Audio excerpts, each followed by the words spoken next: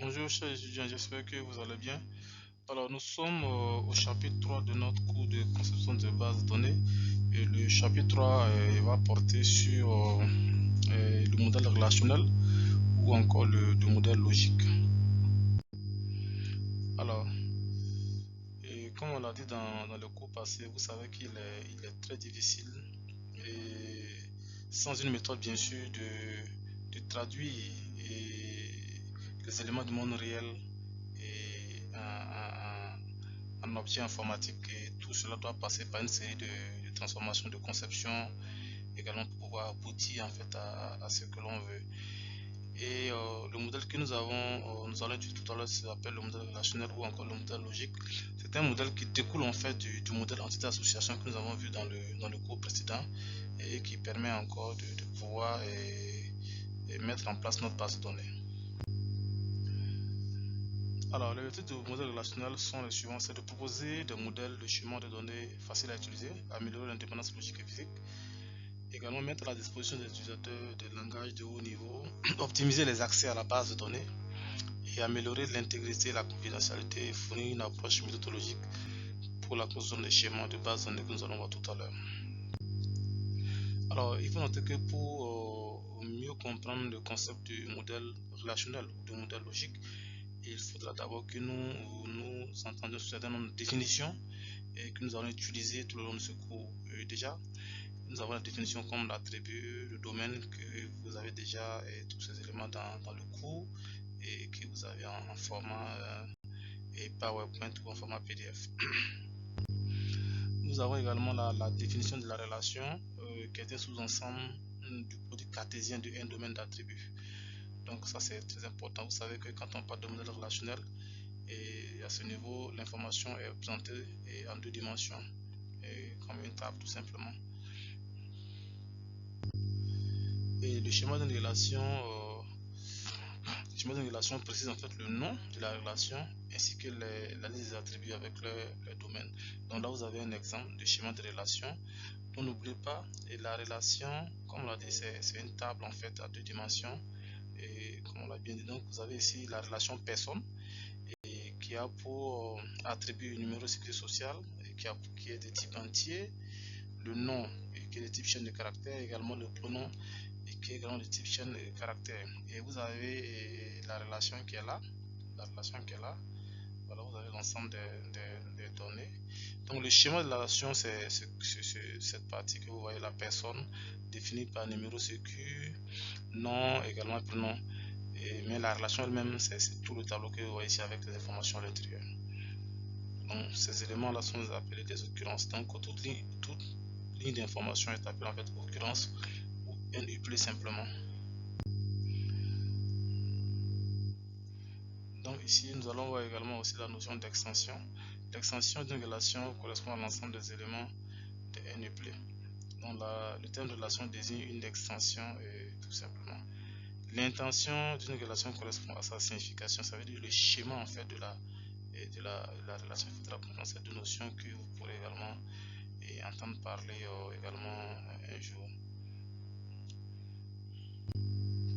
Alors, on va également parler des dépendances fonctionnelles qui sont très importantes. Alors, vous avez une relation avec un attribut A1, A2 jusqu'à AN. Alors, qu'on pourrait qualifier de schéma de la relation parce que vous avez le nom de relation qui est également les attributs qui sont également. Donc, on appelle cela le schéma de relation. Alors, si vous avez X, Y des sous-ensembles et de ces attributs-là, on pourra dire que Y dépend fonctionnellement de X tel que ici, si à chaque valeur de X correspond à une valeur unique de Y. Donc on peut également écrire X flèche Y. On dit encore que X détermine Y. Donc c'est la lecture qu'il faut voir ici. Donc X détermine Y tout simplement. Ou Y dépend fonctionnellement de X. Donc vous avez des exemples que vous voyez là. Nous avons par exemple ici produit qui est défini par un numéro de produit, le nom, également le prix unitaire. Donc si nous voulons établir une dépendance fonctionnelle, nous pouvons voir les cas suivants. Et vous prenez par exemple le numéro de produit, on va dire que le numéro de produit détermine le nom de produit et le prix unitaire. Alors vous savez que quand on parle de numéro de produit, sûrement que c'est la clé primaire d'identifiant de ce produit. Donc si vous avez l'identifiant d'un produit, automatiquement pouvez avoir également son nom et son prix unitaire également aussi. Donc voici un exemple déjà que vous pouvez utiliser en fait pour utiliser la notion de dépendance fonctionnelle. Alors nous avons ici un schéma de base de données. Alors il faut noter que le schéma de base de données en fait est constitué de l'ensemble des schémas de chaque relation. Vous savez bien que l'ensemble des relations, l'ensemble des schémas, l'ensemble des schémas qui constituent une base de données en fait constituent le schéma de la base de données. Vous avez par exemple le schéma de la table client ou de la relation client, le schéma de la relation commande, le schéma de la relation article, également le schéma de la ligne de commande. Donc ces ensembles-là constituent en fait le schéma de la base de données. Ici, nous avons quelques définitions également, comme je l'ai dit, que vous retrouverez également aussi dans le cours en support PDF. Mais je vais revenir sur certains éléments qui sont très importants à mon sens. Alors, on parlera de degré d'une relation, par exemple, qui constitue son nombre d'attributs. Les occurrences, ce sont les éléments constituant en fait la relation. Alors, la cardinalité d'une relation, comme on l'a vu au niveau du modèle anti-association, indique son nombre d'occurrences tout simplement. Voilà, nous allons voir également les clés primaires d'une relation qui est une de ces clés candidates. Voilà, et les clés candidates d'une relation ou d'un ensemble minimal des attributs de la relation dont les valeurs identifient à coup sûr une occurrence. Donc ça veut dire que parmi ces clés candidates là, on pourra choisir en fait la clé primaire et qui permettra d'identifier de façon unique en fait une occurrence d'une relation tout simplement. Et on parlera également des clés étrangères. Les clés étrangères dans une relation est formée d'un ou plusieurs attributs et qui constituent une clé dans une autre relation tout simplement. Donc vous allez voir cette notion lorsqu'on parlera de migration de clés tout simplement. Alors le schéma d'une relation est constitué par l'ensemble des schémas des relations. Donc tout à l'heure je pense qu'on a eu à voir ces éléments aussi. Alors on fera un tour au niveau de l'agent relationnel qui est très important pour les bases de données. Vous savez que tout ce qui se fait comme requête au niveau de la machine, il faut savoir que tout ce travail là est basé sur le concept de schéma de l'agent relationnel et qui est également une discipline mathématique. Donc l'agent relationnel est un support mathématique cohérent sur lequel repose le modèle relationnel. Donc on a environ trois grandes familles d'opérateurs relationnels au niveau de l'algèbre relationnelle. On a les opérateurs unaires, alors ce sont des opérateurs qui n'utilisent qu'une seule table, voilà, pour également produire un résultat constitué d'une seule table aussi. Donc on a par exemple la sélection et la projection. On a les opérateurs binaires assemblistes et qui prennent en entrée deux tables également aussi. On aura l'union, l'intersection, la différence également. On a également aussi les opérateurs binaires ou NR comme le produit cartésien, également la jointure, la division. Il permet de produire également aussi une nouvelle table à partir de deux tables par exemple, ou plusieurs bien sûr. Alors voici la sélection qui est également, comme je disais tout à l'heure, c'est un opérateur unaire assembliste. Voilà, donc voici sa signature. Voilà, vous avez la relation, la relation logique et vous utilisez également nos tables à partir également d'une table de base. Vous avez également un exemple qui est là. Vous avez la relation personne qui a pour attribut par exemple numéro, nom et prénom. Donc si on essaie de faire la sélection sur cette table personne, vous allez avoir cette écriture là. On fait la sélection sur la table personne des personnes dont le numéro est supérieur ou égal à 5 ou égal à 5. Donc vous allez voir qu'on va prendre la ligne 12 et la ligne 5 tout simplement et voici le résultat qui est affiché. Nous allons passer maintenant à la projection également qui consiste à supprimer des attributs autres que les attributs qui sont mentionnés en fait dans la projection. Donc ici vous avez en fait le signe de l'opérateur. Vous avez également la signature qui est faite ainsi. Donc la liste des attributs qui seront mentionnés dans l'opérateur sont des attributs qui doivent rester en fait au niveau de la relation. Donc vous avez cet exemple là. Donc vous avez fait pi, nom au niveau de la relation personne. Donc la colonne qui va rester c'est la colonne des noms simplement. Les autres colonnes seront supprimées. Il s'agit en fait d'une projection tout simplement. On va également voir l'union. L'union également prend en entrée deux relations et pour créer également aussi une autre relation aussi. Donc c'est l'union. Donc vous avez également voilà, R1 et R2.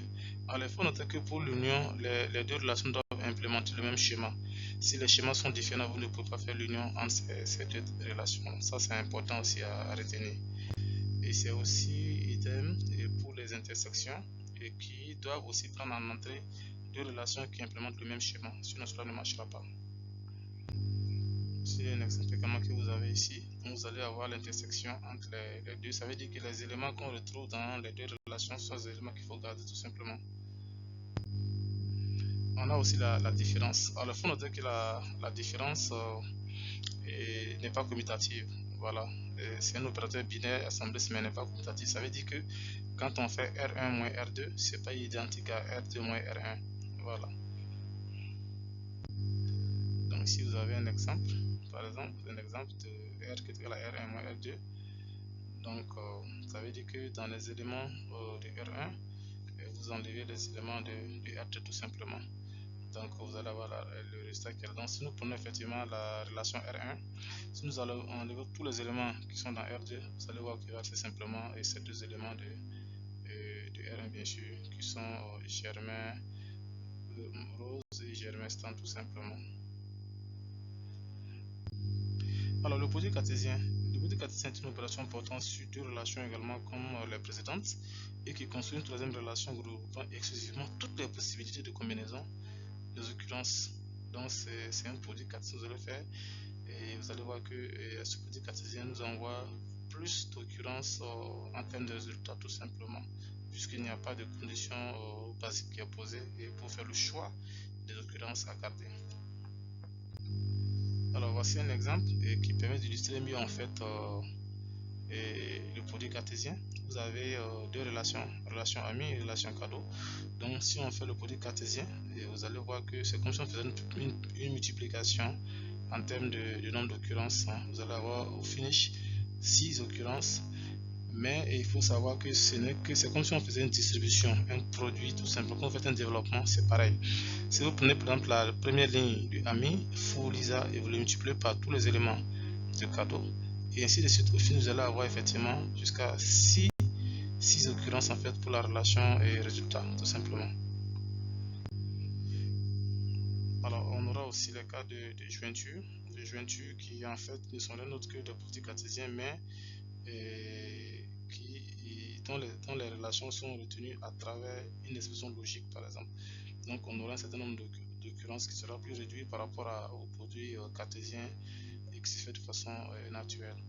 Donc là vous avez par exemple ici la jointure voilà, selon la définition vous allez voir que la jointure est une opération importante sur deux relations R1 et R2 qui constitue une relation regroupant exclusivement toutes les possibilités des occurrences de R1 mais qui satisfont à la condition E tout simplement. Donc ça c'est à ne pas oublier. Donc là vous avez un exemple. Voici d'abord aussi la signature de cette jointure. Voilà. Donc la jointure n'est rien d'autre qu'un produit cartésien suivi d'une sélection comme je l'ai dit tout à l'heure. Donc vous avez à la fin un produit cartésien et maintenant appliquer la condition et pour pouvoir retenir bien sûr les occurrences qui répondent à cette condition également. Ici voici un exemple de jointure que nous allons faire. Voilà, une zone de jointure. Donc vous voyez ici vous avez la jointure R qui est égale à quoi jointure. Voilà. Voilà. Donc on fait la jointure entre la table personne, entre la relation personne et la relation voiture, de sorte que la relation le nom qui est dans la table personne est équivalent au nom qui est dans la table propriétaire également aussi. Donc quand vous le faites, vous allez avoir effectivement ce résultat. Et comme je l'ai dit, d'abord vous allez faire un produit cartésien. Ça veut dire que vous allez avoir 6 occurrences. Et à partir de ces 6 occurrences là, vous allez choisir effectivement les occurrences qui vont respecter en fait cette condition là, qui vont satisfaire cette condition tout simplement. Cette condition où le nom qui est dans la table, dans la relation personne, est équivalent aussi au nom du propriétaire qui est dans la table voiture également. La jointure naturelle également, et vous allez également aussi à faire. Voilà, donc la jointure naturelle est une jointure dans laquelle l'expression logique est un test d'égalité tout simplement. Donc je crois que c'est ce que nous venons de faire tout à l'heure. Voilà, donc c'est également la même chose que la jointure tout court, mais avec une inégalité qui est la condition. Nous avons également affaire à des jointures externes également et que nous allons voir. voici des exemples de jointure. Donc jointure externe. Donc vous avez R1, R2, voici un peu comment est-ce que cela se forme. Donc vous avez tous ces éléments dans le cours que vous pourrez mieux appréhender, mieux comprendre afin de pouvoir les utiliser plus facilement au futur. Ici vous avez un exemple de jointure externe qui se fait ici. Vous avez une jointure externe ce qui s'applique à la relation homme et la relation voiture. Voilà. Donc vous voyez ces relations ici. Donc vous allez faire d'abord le produit cartésien et vous allez également retrouver une jointure externe gauche plus précisément. Il faut retenir ça. N'aurait renvoyé que les trois premiers éléments et une jointure externe droite n'aurait envoyé que les deux premiers éléments aussi. Donc voici les éléments qu'il faut prendre en compte tout simplement. Vous pouvez reprendre l'exercice et vous familiariser pour mieux comprendre ce qui est fait en arrière-plan. Donc voici la syntaxe de ces éléments que vous voyez ici, de ces jointures. Voilà. On a également aussi la division qui est également une opération binaire et qui prend en compte deux relations pour bien sûr en fournir une relation en résultat. Voilà, donc voici la signature de la division également ici. Voilà. Ici vous avez un exemple concret en fait de cette division là. Vous avez une relation pratique, une relation métier et on voudrait savoir par exemple quelles sont les personnes qui pratiquent à la fois les deux métiers. Donc on passera en fait par effectivement la division pour avoir ces personnes là. Donc vous allez avoir RQ est égal à la division et qui va s'appliquer sur la relation pratique et la relation personnelle. Donc quand vous cherchez à voir parmi ces personnes et quelles sont les personnes qui font à la fois le métier d'ingénieur et le métier de professeur, vous allez vous rendre compte que c'est Dupont et puis Martin tout simplement. Donc ça c'est le résultat en fait de la division. Voici un peu l'importance de la division qui au départ ne semble pas être évidente. Nous avons aussi un opérateur de renommage également aussi, voilà, R. Voilà, si vous voulez renommer par exemple les attributs d'une relation R par exemple, vous pouvez passer par cette opération de renommage là aussi. Alors ça vous avez un récapitulatif de l'ensemble des opérations qu'on peut trouver dans l'algèbre relationnelle. Alors nous sommes à la fin de ce cours, j'espère que vous avez compris le maximum et je suis disponible pour toute question complémentaire dans le chat. Merci beaucoup, on se retrouve la prochaine fois pour le chapitre 4 du module de conception de base de données. Merci.